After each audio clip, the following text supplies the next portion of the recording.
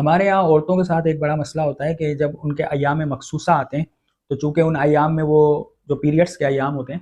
تو چونکہ اس ایام میں وہ نماز تو پڑھ نہیں سکتی، تو اب کیا ہوتا ہے کہ پورا مہینہ بیچاری نماز پڑھتی ہوئی آ رہی ہے، 5 ٹائم کی نماز ہے، 4 ٹائم کی، 3 ٹائم کی، جو بھی۔ اب جب وہ 7 دن آئے تو اب اس نے نماز ظاہر سی بات ہے چھوڑنی ہے، پڑھے گی اس حالت میں تو ہوگی نہیں نماز۔ تو اب کیا ہوتا ہے کہ ان عورتوں کی نماز کی عادت جو ہے چھوٹ جاتی ہے، وہ سستی اور قائلی کا شکار ہو جاتی ہے۔ اب ان ایام مخصوصہ کے ختم ہونے کے بعد بھی وہ نماز کی طرف نہیں آ سکتی۔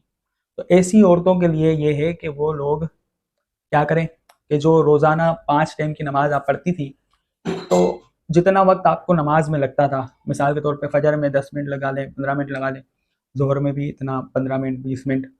عصر میں، پھر مغرب میں، عشاء میں، تو جتنا ٹائم آپ کو جتنی نماز پانچوں نمازوں میں ہر نماز کے اندر آپ کو جتنا ٹائم لگتا تھا، اتنا ہی ٹائم آپ اس وقت کے اندر جس وقت آپ نماز پڑھتی ہیں اس وقت کے اندر آپ مصلی بچھائیں اور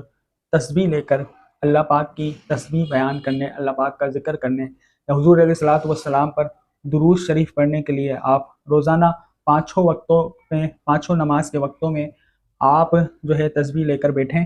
اور آپ جتنا ٹائم آپ کو نماز میں لگتا تھا اتنا ٹائم آپ اللہ کا ذکر کریں، اس کے پیارے حبیب پر درود شریف پڑھیں۔ تو اس سے یہ ہوگا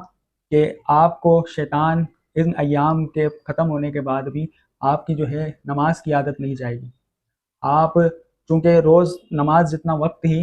یہاں پر اللہ پاک کی تسبیحات بیان کرنے میں لگاتی ہیں، انشاءاللہ جب یہ ایام ختم ہو جائیں گے تو آپ دوبارہ سے نماز پڑھنا شروع ہو جائیں گی، آپ کو شیطان ورگلا نہیں سکے گا۔